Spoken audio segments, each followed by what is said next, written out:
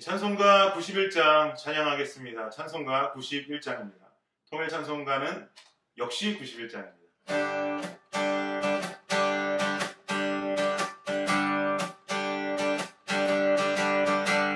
슬픈 마음 있는 사람 예수 이름 믿으면 영원토록 변함없는 기쁜 마음 얻으리. 예수의 이름을 세상의 소망이요 예수의 이름은 천국의 기쁨일세. 거룩하신 주의 이름 너의 방패 삼아라. 환난 시험 당할 때에 주께 기도드려라. 예수의 이름은 세상의 소망이요 예수의 이름은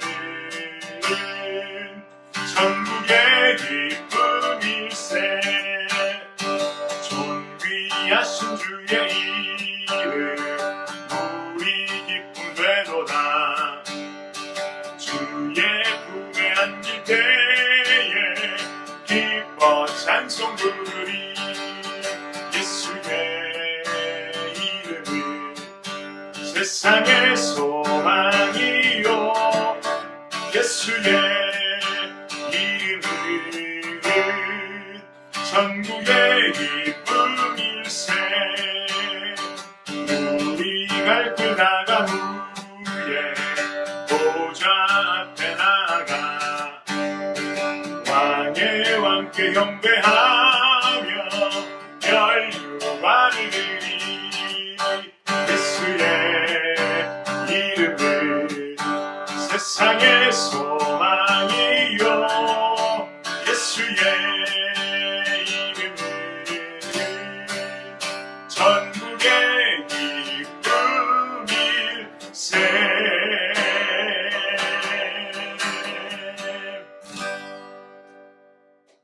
오늘 말씀 함께 한번 보도록 하겠습니다. 오늘 말씀은 시편 142편 12절부터 20절까지 말씀입니다. 시편 142편 12절부터 20절까지 말씀입니다. 함께 읽겠습니다. 시작. 예루살렘아 여호와를 찬송할지어다. 시온아 내 하나님을 찬양할지어다. 그가 내 문빗장을 견고히 하시고 내 가운데 있는 너의 자녀들에게 복을 주셨으며 내 경내를 편안하게 하시고 아름다운 밀로 너를 배불리시며 그의 명령을 땅에 보내시니 그의 말씀이 속히 달리는도다. 눈을 양털같이 내리시며 서리를 재같이 흩으시며 우박을 떡부스러기같이 뿌리시나니 누가 능히 그의 추위를 감당하리요. 그의 말씀을 보내사 그것들을 녹이시고 바람을 불게 하신즉 물이 흐르는도다.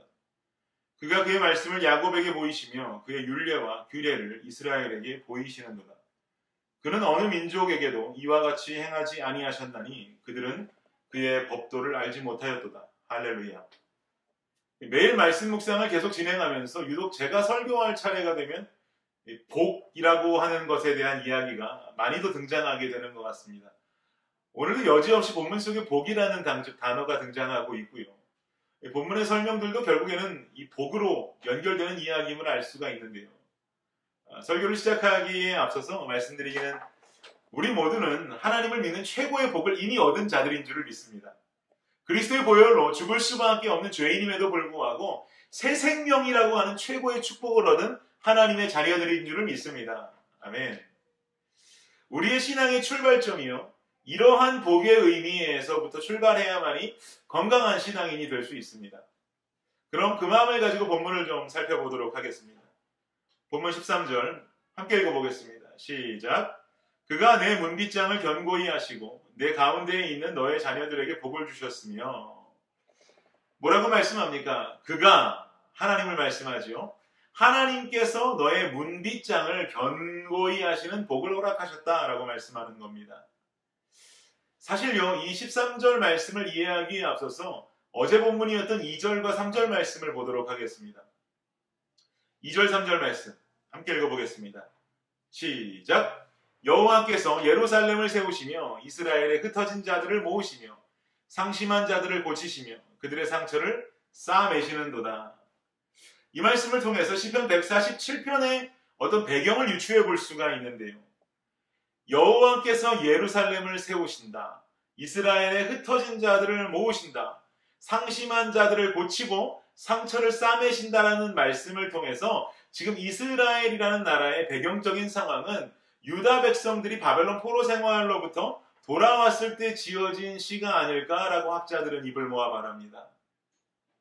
다른 나라의 포로가 되어서 내 나라, 내 조국, 하나님의 성전이 없이 지내온 시간은 그들에게 있어서 정확히 아픔의 시간이고 슬픔의 시간입니다.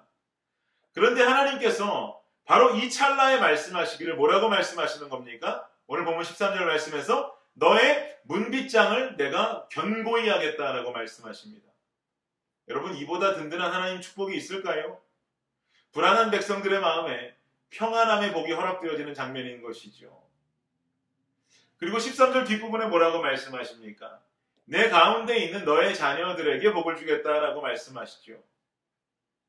언제나 부모들의 마음은 자녀들에게 임하는 복이면 최고 아닐까요, 여러분? 내게 임할 그 어떤 복보다도 자녀에게 임할 축복이 더욱 값있게 느껴지지 않겠습니까? 그것으로 끝이 아닙니다. 이러한 위대한 축복을 받고도 그 뒤에 이어지는 말씀들을 보십시오. 경내를 평안하게 하시고 아름다운 밀로 너를 배불리시며. 아름다운 밀이라고 하는 것은 원어적인 해석을 보면 최상급의 밀을 일컫습니다. 최상급의 밀로 배불리 먹여주신답니다. 그리고 뒤에 이어지는 말씀들에서 약속되어지는 복은 사시사철 눈과 서리와 우박과 따뜻한 바람과 물을 허락하셔서 이스라엘 백성들이 계절 속에 풍요롭게 살 수 있도록 허락해 주겠다라는 약속을 하십니다. 기후에 복이 있다면 살기가 편안하겠지요. 농사 짓기도 편안하겠고요. 농사가 풍작을 이루겠지요. 가축들을 키움에도 어려움이 없겠지요. 이는 굉장한 복입니다. 그리고 20절로 이렇게 말씀합니다. 그는 어느 민족에게도 이와 같이 행하지 아니하셨나니 그들은 그의 법도를 알지 못하였도다. 할렐루야 라고 말씀합니다. 이렇게 복을 받은 민족은 다른 어느 민족 중에서도 찾아볼 수 없다. 너희들이 유일하다. 이렇게 복받은 녀석들은 너네밖에 없다라고 지금 말하는 것이죠. 이스라엘이야말로 선택받은 민족이요 언약 백성들로 이 큰 복을 누릴 수 있는 주인공들이 되는 겁니다. 오늘 말씀을 묵상하면서 제 마음 가운데 하나님께서 이런 은혜를 허락해 주셨습니다. 하나님께서 사랑하는 백성들에게 수없이 많은 복들을 허락해 주시는데 어떤 큰 복이 사랑하는 백성들에게 주어진다 할지라도 복을 받는 그 백성들이 그것을 복으로 알지 못한다면 이건 아무짝에 쓸모없는 일이다라는 생각이 들었어요. 인생에 일어나는 감사의 일들이 있을 때마다 하나님께서 주신 은혜다라고 진심을 담아 해석하는 그리스도인들을 만날 때가 있습니다. 이런 분들의 특징은 슬픈 일이 있어도 이 또한 하나님의 손안에 있음을 고백하고 하나님을 의지하는 신앙으로 견고하게 서 있는 모습을 발견하게 됩니다. 여러분, 꿈보다 해몽이다라는 말 들어보셨죠? 꿈꾸는 것도 중요한데 그 꿈을 어떻게 해석해서 어떻게 사느냐가 더 중요하다라는 의미를 담고 있는 말입니다. 하나님께서 우리 인생에 어떤 복되고 기쁜 일을 허락하신다라고 할지라도 이것이 하나님의 은혜요 지키심이라는 생각을 할 수가 없다면 그저 내가 잘나서 이렇게 되었고 우연으로 이렇게 되었고 하는 세상적인 해석들만 늘여놓는다면 이것은 꿈만 꾸고 올바른 해몽은 전혀 없는 삶의 모습으로 살아가는 것과 동일합니다. 우리는 우리에게 일어나는 감사의 조건들이 하나님 주시는 복된 은혜라는 것을 알아야 합니다. 아멘. 그리 해석할 수 있어야 합니다. 아멘. 내가 했고 내가 영광 다 받는 잘못된 모습이 아니라 하나님께 영광을 돌리고 감사의 고백을 드릴 수 있어야만 하는 것입니다. 그럼 어떻게 해야 이런 시각을 가진 그리스도인들이 될 수 있을까? 오늘 본문 시작절인 12절 보십시오. 12절에 말씀합니다. 읽겠습니다. 시작. 예루살렘아 여호와를 찬송할지어다. 시온아 내 하나님을 찬양할지어다. 예루살렘아 찬송할지어다. 찬양할지어다 하면서 여호와 하나님을 찬양할 것을 명령합니다. 그러면 147편, 오늘 본문되고 있는 147편 첫 절인 1절 말씀도 한번 보겠습니다. 제가 읽어드릴게요. 할렐루야 우리 하나님을 찬양하는 일이 선함이요 찬송하는 일이 아름답고 마땅하도다. 아멘. 1절 처음에 뭐라고 말합니까? 할렐루야. 무슨 뜻이에요? 하나님을 찬양하라. 하나님을 찬양하라는 말로 시작합니다. 다시 1절을 보면 하나님을 찬양하라. 우리 하나님을 찬양하는 일이 선하다. 찬송하는 일이 아름답고 마땅하다라고 하면서 역시 찬양, 찬양, 찬양, 찬양 계속해서 거듭 강조하고 있습니다.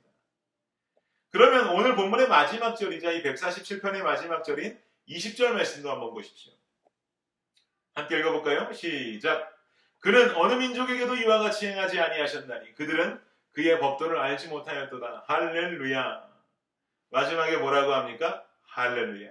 무슨 뜻이에요? 하나님 찬양하라. 지금 시편 기자는 시편 147편 말씀의 시작도 하나님 찬양하라. 할렐루야로 시작했고요.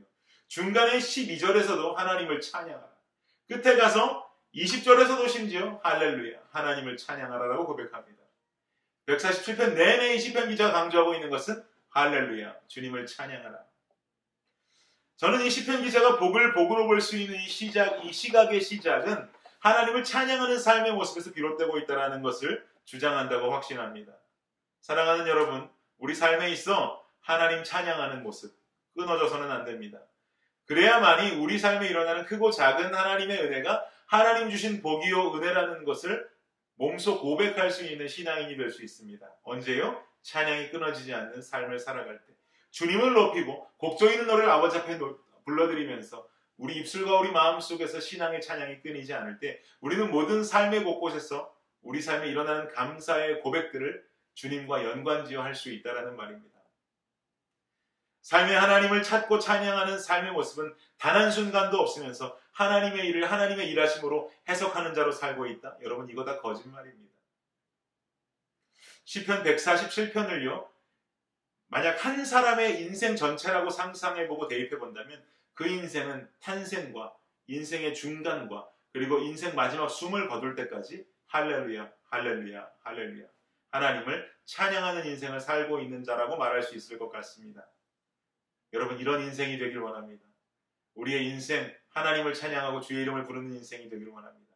탄생과 우리가 현재 살고 있는 우리 인생의 중간과 언젠가 찾아올 그 인생의 마지막 날까지 우리의 모습은 할렐루야 주님을 찬양하고 경배하며 우리 삶 속 곳곳에서 일어나는 그 모든 일들을 아버지 중심으로 해석하는 삶을 살아갈 수 있는 저와 여러분들이 되시기를 그리고 그 복을 진정 복으로 알 수 있는 지혜가 있는 저와 여러분이 되시기를 주님의 이름으로 간절히 축복합니다.